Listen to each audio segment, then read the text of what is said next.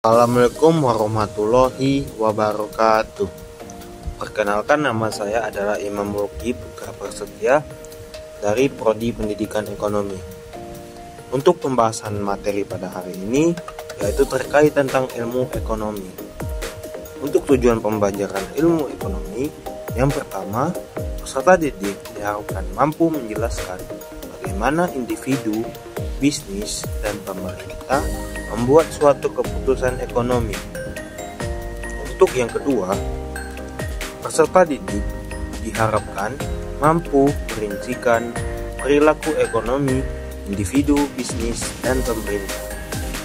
Yang ketiga, peserta didik diharapkan dapat mendemonstrasikan ilmu ekonomi di kehidupan sehari-hari. Yang keempat, peserta didik diharapkan mampu menganalisis suatu studi kasus terkait ilmu ekonomi di kehidupan sehari-hari. Kelima, peserta didik diharapkan dapat menyimpulkan seberapa penting ilmu ekonomi di kehidupan sehari-hari. Untuk yang terakhir, peserta didik diharapkan mampu merencanakan suatu keputusan ekonomi di kehidupan sehari-hari. Berdasarkan kolase tersebut, ilmu ekonomi ini merupakan ilmu yang mempelajari kegiatan manusia dalam memenuhi kebutuhannya dengan sumber daya yang terbatas.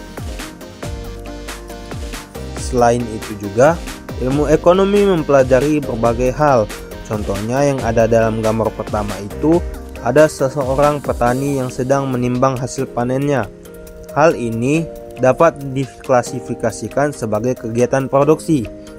Nah, yang kedua, ada seseorang yang sedang melakukan distribusi. Sudah jelas berarti hal tersebut merupakan klasifikasinya distribusi. Nah, untuk foto yang ketiga dan keempat merupakan gambaran konsumsi barang atau bisa disebut sebagai perilaku konsumen gitu. Nah, selanjutnya, ilmu ekonomi ini muncul karena adanya kondisi kelangkaan, yaitu kebutuhan masyarakat tidak terbatas, tetapi sumber daya yang dimiliki untuk memenuhi kebutuhan tersebut terbatas gitu. Selain itu juga, ilmu ekonomi menjangkau pengalokasian sumber daya, pengelolaan sumber daya, dan sebagainya.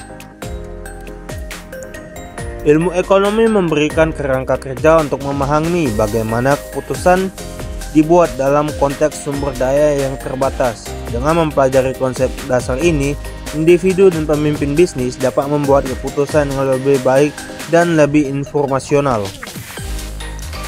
Nah, atau bisa juga ini, ilmu ekonomi itu dibilang sebagai studi tentang bagaimana individu, kelompok, dan masyarakat membuat keputusan tentang penggunaan sumber daya yang terbatas untuk memenuhi kebutuhan dan keinginan mereka.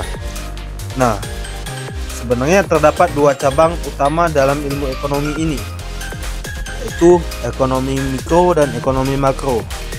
Nah, ekonomi mikro adalah ilmu ekonomi yang mempelajari perilaku individu dan perusahaan dalam pengambilan keputusan serta interaksi mereka di pasar berupa konsep kunci dalam ekonomi.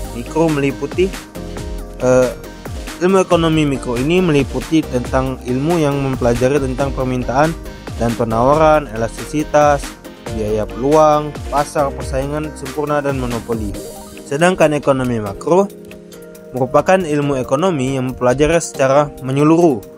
Contohnya termasuk pertumbuhan ekonomi, inflasi, pengangguran, dan kebijakan pemerintah.